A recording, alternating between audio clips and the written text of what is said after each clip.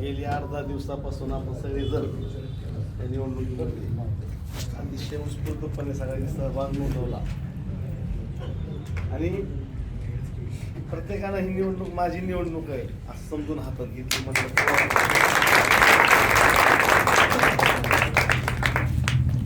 तर म्हणजे कसं असतं, एकटा माणूस कुणीच काय करू शकतो.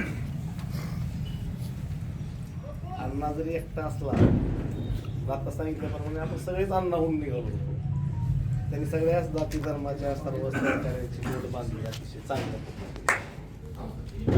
त्याचबरोबर आपल्या दुसऱ्या उमेदवार साईराम ताई त्यांच्यासाठी पण आपण तेवढेच प्रयत्न केले जेवढे अण्णांसाठी तेवढेच केले.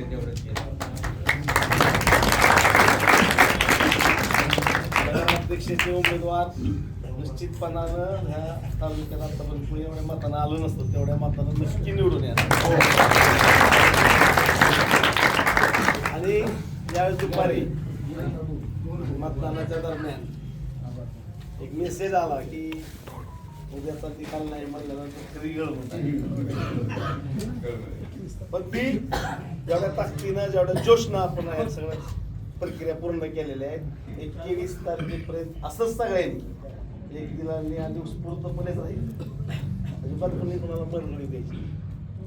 आता राहिला दुपारचा प्रयत्न एक प्रकार झाला आपल्या विरोधकाच्या वतीनं आणि कुठेतरी आपला संयम तुटावा. निवडणुका बघितली आम्ही की काही वेळेस भांडण केल्यानंतर जिंकता येतात आणि काही वेळेस भांडण अंगलट येतं. आपल्या विरोधकांचा प्रयत्न असा होता की काहीतरी मोठा वाद व्हावा आणि आपला हा अल्पसंख्याक असलेला मतदारसंघ जवळजवळ कुठेतरी त्यांना दाबायचं, गळचिपी करायची असा प्रकार माझ्या बरोबर झाला. मला काय निवडणूक नवीन नाही, मला या सगळ्या गोष्टीची सवय आहे आणि आपल्या मागे नानाच बा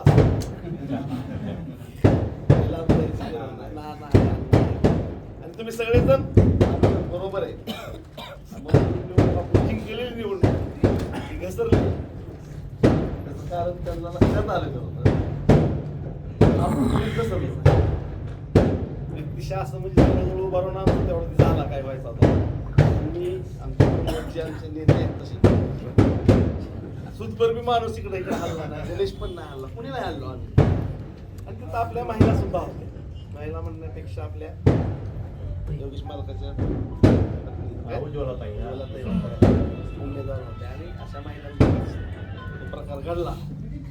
आणि तो मेसेज वार्डात निश्चितपणानं गेला आणि मतदार उत्स्फूर्तपणे बाहेर पडले. आता आपल्याला फायदाच झाला. म्हणजे मला ती 400 फायदा झाला पडले असतील काय, पण मला नक्की फायदा झाला ह्याची गॅरंटी आहे. अण्णाच्या लीडमध्ये वाढ झालेली आहे.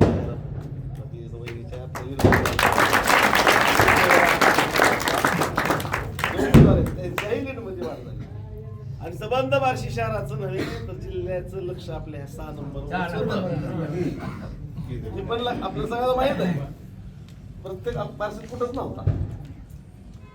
आता अण्णाची किती तयारी होती ती मला माहित होती काय, पण पार्टीचं जास्त नुकसान न करता मी अण्णांना सकाळी वेळोवेळी आमच्या दोघांचं निवडणूक जिंकलेली आहे, आपण एक फटाकडे उडवली नाही.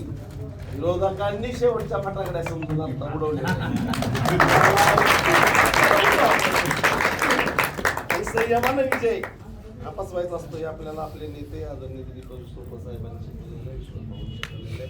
आपण सगळे संयमी माणसं आहे.